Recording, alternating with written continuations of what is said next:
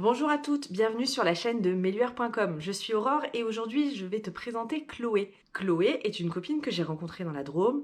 Nous avons animé quelques permanences de couches lavables ensemble avant que l'association ne s'arrête à créer.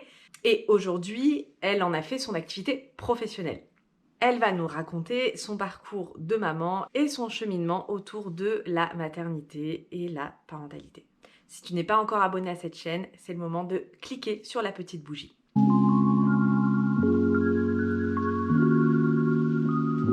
Bienvenue à tous sur cette nouvelle interview. Aujourd'hui, je reçois Chloé Tay qui va nous faire l'honneur de se présenter. Bonjour tout le monde, merci Aurore de me recevoir sur ta chaîne et sur cette vidéo. Alors moi je suis la maman de deux petits garçons qui ont 4 ans et 1 an et demi, que j'ai materné plus ou moins. J'ai fait mon petit bout de chemin petit à petit. Ma maternité, elle m'a aussi amenée à me poser pas mal de questions sur le plan personnel et professionnel, et aussi à du coup vouloir totalement changer de vie professionnelle. Du coup, aujourd'hui, je suis conseillère en couches lavables. Donc, j'ai un site internet sur lequel je conseille les parents qui veulent se lancer dans l'aventure, mais qui ne savent pas trop par quel bout commencer. Parce que c'est vrai que quand on s'intéresse aux couches lavables, on est souvent un peu perdu dans toutes les infos qu'on trouve sur internet et qui sont totalement contradictoires. Et j'ai aussi un autre site qui s'appelle ralentirenfamille.com, sur lequel je parle de tout notre cheminement familial vers une vie plus simple, qui retourne à l'essentiel, où on prend le temps de partager des choses en famille, et plus écologique aussi, plus respectueuse de la planète. Voilà. Ok, cool. Donc Chloé, nous, on s'est rencontrés dans la Drôme et on a fait quelques permanences de couches lavables ensemble d'ailleurs à l'époque de l'association à créer. Et bah oui. J'ai quitté la Drôme, mais tu y es toujours, hein, Et n'est-ce oui. pas? Alors déjà, on va commencer par des définitions. Qu'est-ce que c'est pour toi le maternage proximal? Comment tu vois ça, toi? Euh, pour moi, le maternage proximal, c'est répondre aux besoins de son enfant. Que ce soit en termes affectifs, émotionnels, en termes de nourriture aussi, en termes de sommeil. Voilà, c'est vraiment accompagner son enfant à son rythme. Et c'est un peu en décalage avec ce qui se pratique dans la société occidentale actuelle, où on a tendance à vouloir séparer très vite le nourrisson de sa mère, de ses parents même, et au contraire se rapprocher un petit peu de ce qui pouvait se faire de manière ancestrale, en répondant vraiment à son besoin, aux besoins de l'enfant, en le gardant à proximité de la mère, jusqu'à ce que lui ait besoin de se séparer, en fait. Alors, comment tu as découvert cet univers? Alors en fait, à la naissance de mon aîné, j'avais absolument aucune connaissance de ce que c'était que le maternage proximal. J'en avais jamais entendu parler. J'avais personne dans mon entourage qui pratiquait ça. Et je crois que c'est un peu par intuition, où en fait, je me voyais pas du tout mettre mon bébé dans une chambre séparée dès le retour de la maternité. Pour moi, c'était évident que je voulais le porter contre moi et pas dans une poussette. Et du coup, j'ai fait des recherches, et petit à petit, voilà, j'ai découvert le portage en écharpe. J'ai découvert qu'on pouvait dormir avec son bébé. J'ai découvert que voilà, il y avait tout un monde parallèle que je connaissais pas, et qui m'appelait en fait. Et ça s'est fait assez naturellement comme ça. Et alors, qu'est-ce que tu as adoré le plus en maternant tes bébés? L'allaitement. Ouais. Pour moi, c'était vraiment hyper naturel. C'est comme si j'avais déjà fait ça, alors que je l'avais jamais fait forcément, mais c'était vraiment quelque chose qui me paraissait super fluide et naturel. Bon, j'ai eu la chance d'avoir des allaitements qui se sont super bien passés. Ouais, c'est ce que j'allais te demander. Tu as Et, aucun problème pour aucun des deux? non, non, aucun problème, Ok. vraiment aucun problème. Ils ont vite pris du poids, ils étaient très bien. Moi, j'ai pas eu mal. Enfin, ça s'est vraiment super bien passé. Est-ce que tu t'étais préparée particulièrement à l'allaitement? Non, je Non. m'étais mis aucune pression. Je voulais allaiter. Si j'avais lu un bouquin sur l'allaitement, et je m'étais dit, si j'allais 3 mois, c'est bien. Et qu'est-ce qui s'est passé? Voilà. À 3 mois, bah, je me suis dit, bon, bah, je vais continuer, ça se passe bien, jusqu'à 6 mois. Bon, le premier, j'ai quand même repris le travail, donc là, ça a un peu compliqué les choses. J'ai tiré mon lait le plus longtemps que j'ai pu, mais au bout d'un moment, j'ai pas réussi à suivre le rythme. Donc, il a été en allaitement mixte à partir de 9 mois et je l'ai allaité jusqu'à 13 mois. OK. Tu as Et repris le le deuxième, travail à quel âge il avait? il avait 4 mois et demi. OK, et du coup, tu étais à temps plein? Non, j'étais à mi-temps, À mi-temps. heureusement. Sinon, j'aurais O jamais pu. Ouais. OK. Mais parce que c'était un petit glouton et que tout ce qu'il prenait à la crèche, moi, j'arrivais pas à tirer autant, en fait. Mmh. OK. Donc tu as diversifié rapidement ou?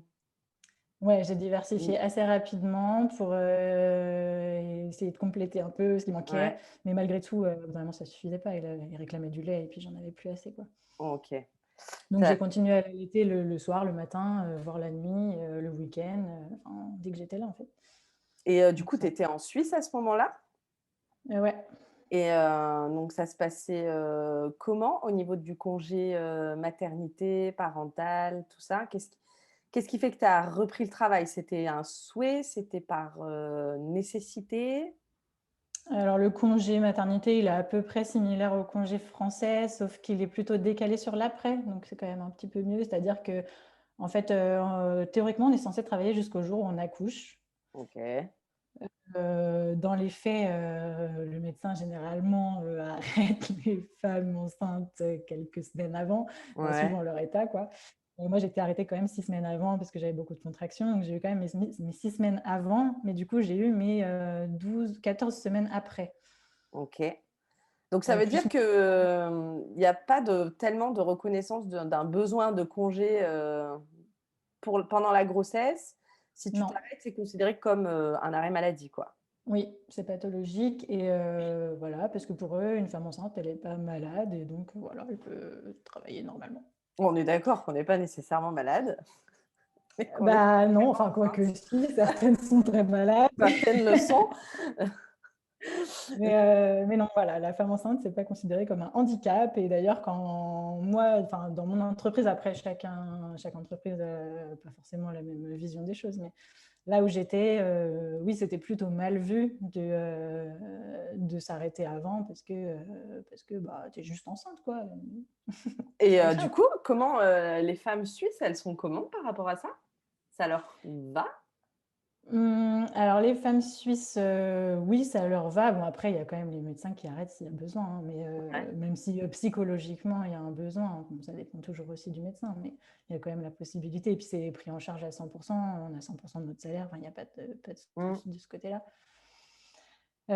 Après, sur l'après la naissance, par contre, en Suisse, la grosse différence, c'est que les femmes, elles travaillent peu dès qu'elles ont leurs enfants, en fait. Soit elles travaillent à temps partiel, soit elles ne travaillent pas du tout. Il y a beaucoup, c'est un peu comme Mmh. en Allemagne, il y a beaucoup de femmes qui s'arrêtent de travailler dès qu'elles ont des enfants. Mais du coup, elles ont des indemnités, disons un peu moins ridicules qu'en France ou? Ah non, ah non, elles n'ont rien du tout. Elles ont rien? OK. Non, non, elles n'ont rien du tout. Après, il faut que monsieur ait un salaire suffisant. Donc, bon, bah, c'est comme partout. Enfin, particulièrement en Suisse, on va dire que les femmes suisses de nationalité suisse, elles vont avoir plus de facilité à s'arrêter parce que monsieur aura un salaire un peu plus élevé que les femmes portugaises ou africaines ou Mmh. italiennes qui vont avoir un mari qui aura un salaire, aura des pâquerettes. OK. Et du coup, pour faire, garder son enfant, ça coûte très cher? Oui, ça coûte très cher. Il y a des aides. Il y a des aides, mais ça reste quand même super cher. Bah, disons que moi, je passais la moitié de mon salaire en frais de garde, quoi. Mmh. OK. Et est-ce que tu étais, satisfaite des conditions de garde? Est-ce que c'était en accord avec, tes pratiques?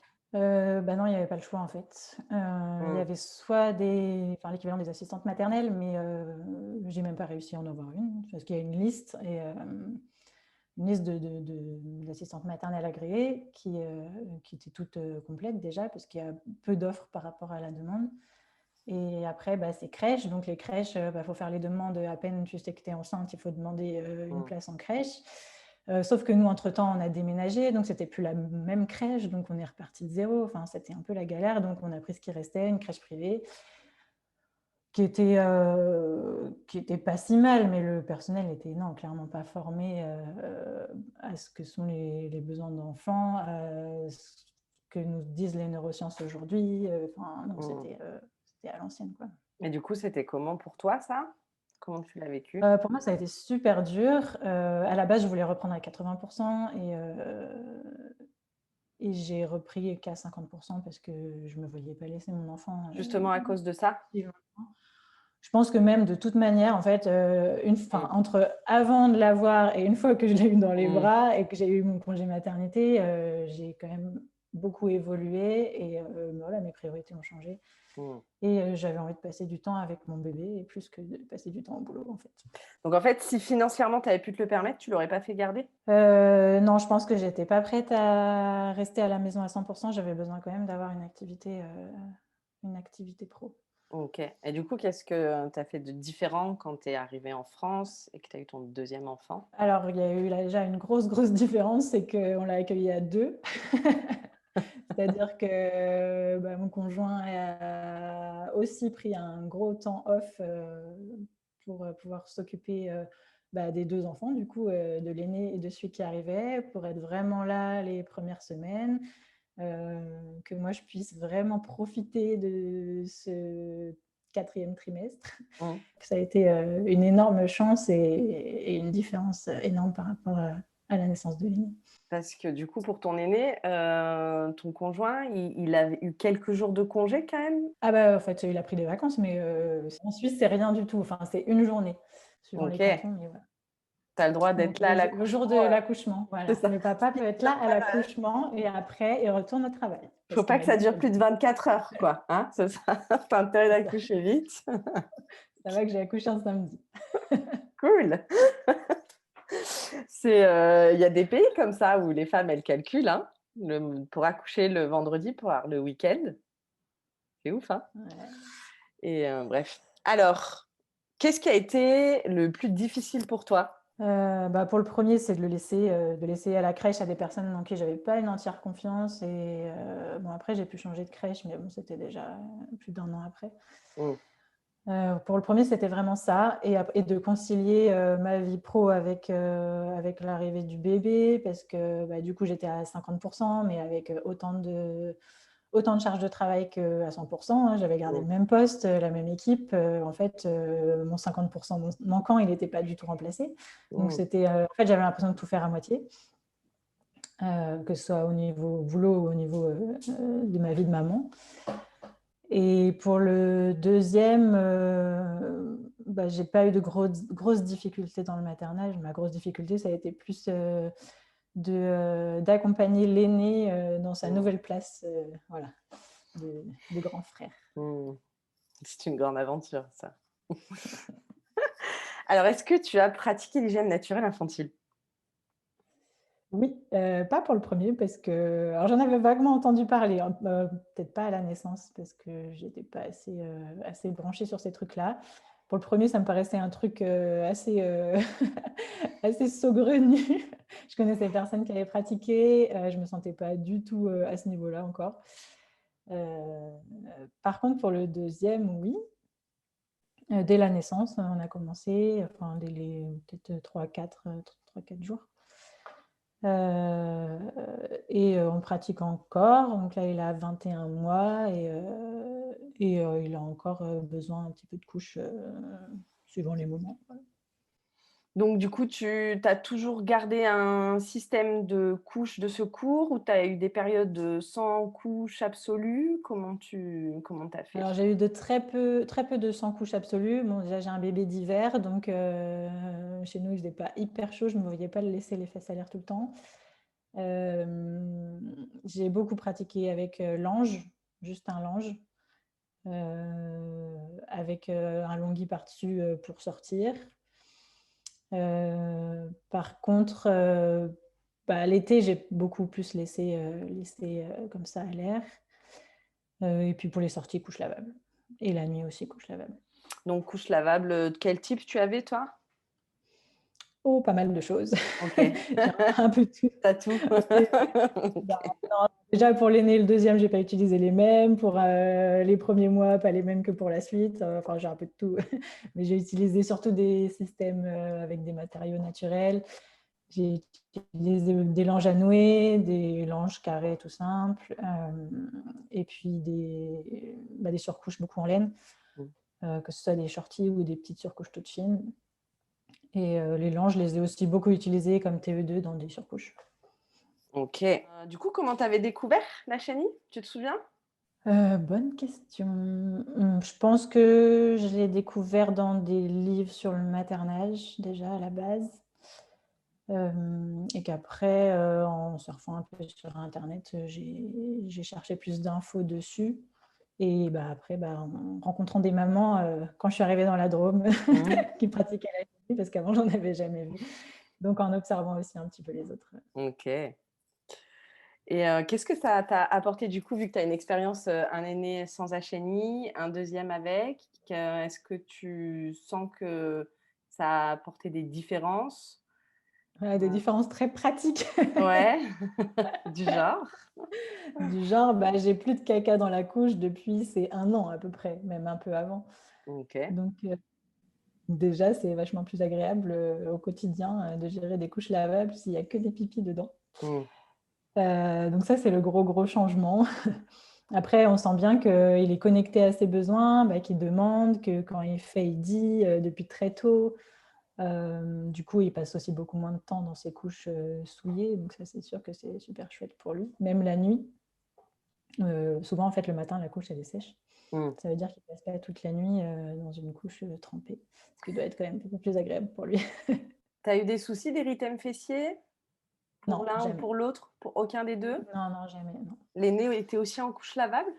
Ouais, il était en couche lavable, mais je mettais toujours un voile pour l'effet au sec et il a toujours bien toléré en fait. Ouais, OK. Et comment ça s'est passé,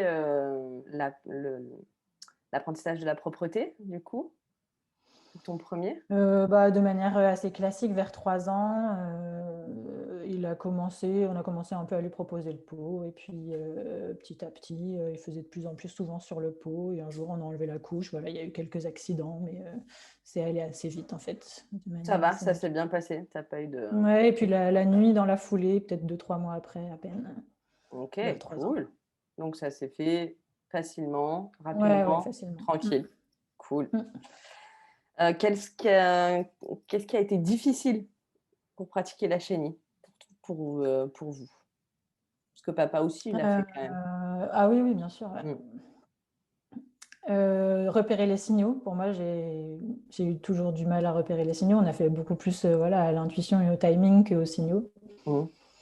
Donc ça, c'était quand même la difficulté principale. Et puis ensuite, quand même pas mal de manutention, enfin de change fréquent, parce qu'on essayait toujours de le changer dès qu'il était mouillé pour justement qu'il garde cette sensation dès que je fais pipi, je suis mouillée.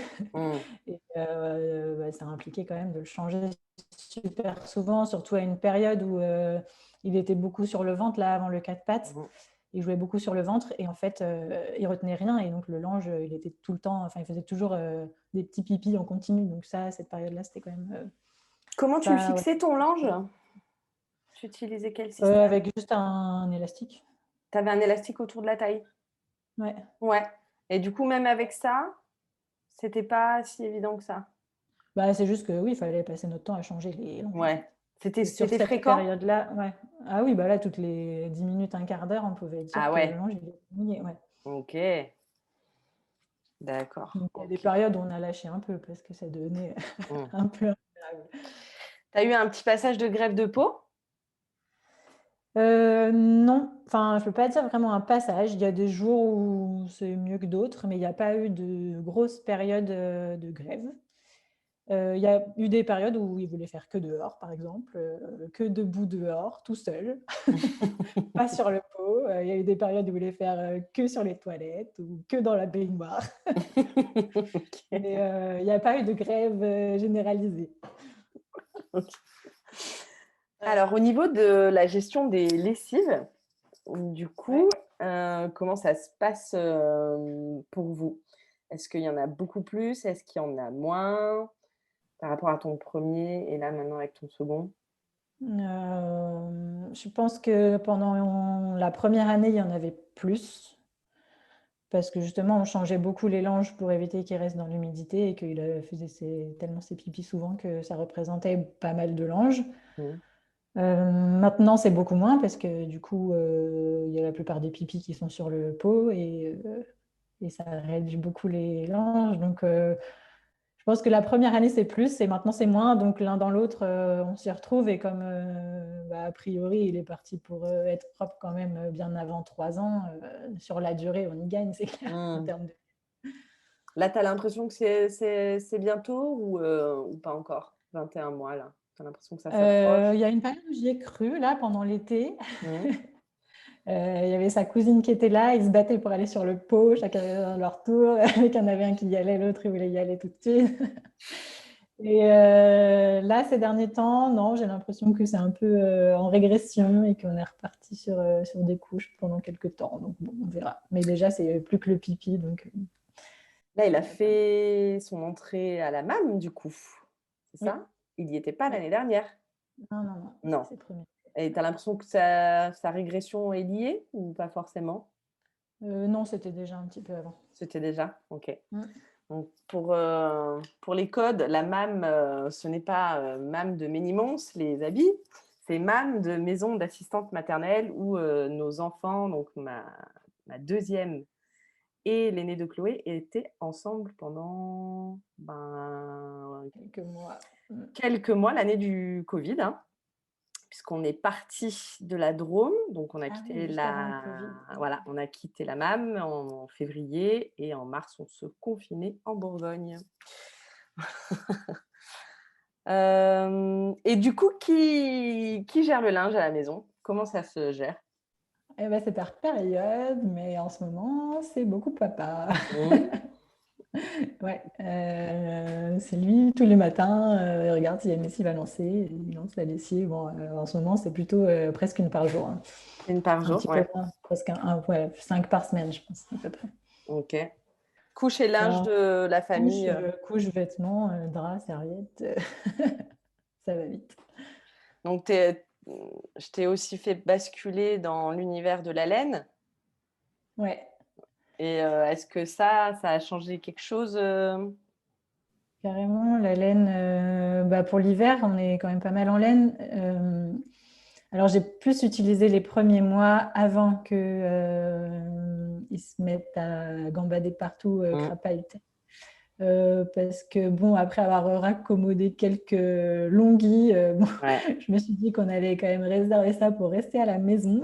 OK. La laine, on l'a beaucoup, beaucoup utilisé les premiers mois. Et c'est vrai que sur les premiers mois, du coup, ça nous a changé la vie en termes de lessive parce que on n'avait quasiment aucun vêtement de bébé en fait dans la machine à laver parce que je les lavais à la main les laines, donc je les lavais voilà, quand il y avait besoin de les laver toutes les semaines, 2 semaines, 3 semaines suivant ce que c'était. Et du coup il y avait quasiment aucun vêtement de bébé dans la machine, donc ça c'est sûr que ça s'est pas mal ressenti. Euh, et voilà. Par contre après, dès qu'il a grandi et qu'il s'est mis à gambader de partout, là on est repassé plus sur des vêtements plus classique et garder la laine. Si on lui met encore de la laine l'hiver, déjà on lui met de la laine toutes les nuits, même l'été en fait. Mmh. Et puis l'hiver quand on est à la maison et puis la nuit quand il fait froid. Et du Je crois coup, que c'est est-ce que tu as vu la différence pour le portage et la motricité? En fait, dans tous les cas, je trouve que le portage, ça a quand même tendance à comprimer et qu'il ne faut pas s'amuser à trop tirer sur la durée d'utilisation de la couche, globalement. Mmh. Moi, j'ai toujours mis une couche en portage, hein, même en Hacheni. J'ai jamais été des grandes aventurières qui arrivent à sortir le bébé vite. Non. Mais quand tu dis, des couches, tu avais, tu en longhi ou tu étais avec Ouais, en longuille, ouais. des tout en un, ouais, plutôt Non, des en longuis? longuille. Mais du Ouais, coup un manche snappy et longuille. OK. Et toi, tu arrives à manipuler le snappy avec un longhi sans que ton snappy se prenne dans ta laine? J'ai eu un ou 2 accidents, bon, pas trop grave, Ça ça va? a jamais été de gros accros, non. Non, non, il s'est des fois pris dans le longhi, mais sans que ça fasse de trous, donc Mmh. non, j'ai continué à utiliser des snappies, ouais. OK, Enfin, moi j'ai ça utilisé que moi la ça m'a fait première. tellement peur que Tu j'ai abandonné. classé. Tu t'as là, tu as pas fait de trou, mais je te donnerai pas l'occasion d'en faire une deuxième fois, alors j'ai abandonné le Snappy. C'est pour ça que je suis devenue fan du linge à nouer qui n'a pas besoin, Beh, heu, j'ai utilisé aussi le linge à nouer, mais bon, dès qu'il bouge, enfin, ouais. moi j'ai des bébés qui ont vite bougé au change et c'est vite devenu une grosse galère le linge à nouer en Mmh. fait. Ouais, je connais une maman que tu connais aussi d'ailleurs, qui à 1 an, arrivait toujours à mettre des langes à nouer à sa fille. Ouais, ils Surnaturel. sont tous différents, ouais. Ouais, c'est ça. Mais en plus en achénie, le linge à nouer, je trouve que c'est quand même beaucoup plus fastidieux pour le mettre et l'enlever, quoi. Mmh. Et du coup alors, au niveau du portage physiologique, comment ça s'est passé pour toi? Tu as fait des ateliers? Comment tu as fait? Oui, alors quand j'étais en Suisse, j'ai une copine qui avait fait un atelier avec une monitrice de portage qui du coup, me l'a conseillé. Moi, je connaissais rien au portage et puis, ça me paraissait sympa, donc j'ai fait l'atelier. Donc c'était un atelier individuel, avec une fille qui était super. Donc elle m'a montré comment, porter en écharpe au devant, et porter en maille-taille aussi, je crois, devant. Là-dessus donc, bah, j'ai acheté une écharpe. J'ai porté pas mal en écharpe le premier, mais bon, du coup, il avait déjà un peu plus de 2 mois quand j'ai commencé. Voilà, et puis après, j'ai refait un autre atelier plus tard pour apprendre à porter au dos, donc en écharpe, en maille-taille, en porte-bébé. L'écharpe au dos, j'ai jamais été super à l'aise, puis j'ai commencé, je pense, trop tard parce que du coup, il bougeait dans tous les sens, j'arrivais pas à l'installer. Mmh. Donc, en écharpe, Quel j'ai jamais âge? porté au dos, mais bon, j'ai porté plus en maille et en porte-bébé. Quel âge il avait quand tu as Quand je l'ai commencé? installé au dos, Ouais, je pense qu'il avait bien 7-8 mois. OK. Donc c'était plus facile en Muay Thai à ce moment-là, c'est ça? Ouais, Mmh. ouais, carrément. Et du coup, Parce est-ce que que le tu temps de faire as le nœud, il bougeait dans tous les sens. mmh. Est-ce que tu penses que tu aurais pu réussir à faire ça, sans un atelier? Non, clairement pas. Mmh. J'avais essayé de regarder des tutos sur YouTube, mais non, non, déjà, enfin, il faut connaître un minimum la différence entre une écharpe tricotée et tissée, que tu ne peux pas faire les mêmes nœuds avec les deux, que forcément, si toi, tu as une écharpe extensible et que tu essayes de faire des nœuds qui ne se font pas avec cette écharpe-là, ça ne marche pas. Mmh.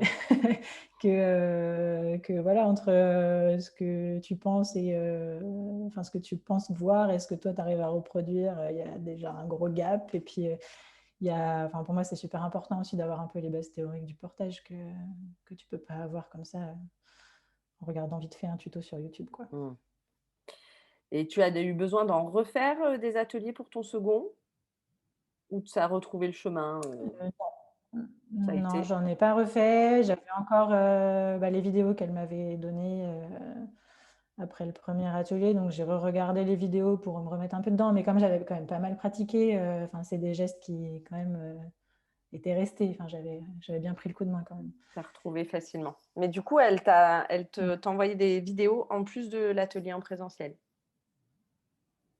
Oui, bah, c'était le luxe de la Suisse, hein. J'avais un Mmh. atelier privé et à la fin de l'atelier, elle m'envoyait les vidéos des nœuds qu'on avait vus en fait. OK. Mais du coup, tu as payé ça combien? Tu te souviens? J'ai payé ça 80 francs suisses, donc ça fait un peu moins de 80 € pour 2 OK, heures. d'accord. Donc ce qui est, Enfin, par rapport au pratiquement tarif suisse, bah, enfin, ça reviendrait en France à payer un cours 40 €. C'est pas non plus. Enfin, si on compare par rapport au niveau de vie, si tu veux, et au niveau des mmh, salaires, ça serait à d'accord. peu près comme si on payait en France 40 € pour un cours de portage Donc individuel. c'est à peu près la même valeur que ce qu'on trouve, au jour Donc c'est pas, d'aujourd'hui, voilà, hein? c'est pas OK. non plus exorbitant. Et qu'est-ce que ça t'a apporté le portage? D'avoir les mains libres. Mmh. Non, et ça, c'est quand même, ça change la vie, hein, quand tu es obligé de porter ton bébé tout le temps parce que dès que tu le poses, il pleure, c'est quand même hyper confortable de retrouver un peu de liberté. Ça m'a apporté aussi plus de facilité à calmer les pleurs. C'est clair que dès qu'il est calé dans son écharpe, bon, des fois l'installation est un peu laborieuse, mais une fois qu'il est calé, Mm. a priori, il pleure déjà beaucoup moins, il est beaucoup plus en sécurité. Et puis pour l'endormissement, moi j'ai beaucoup endormi mes enfants en écharpe et en porte-bébé. En général, en 5 minutes, ils dorment et puis après, j'arrivais à les poser. Moi j'avais cette chance-là de pouvoir les poser après.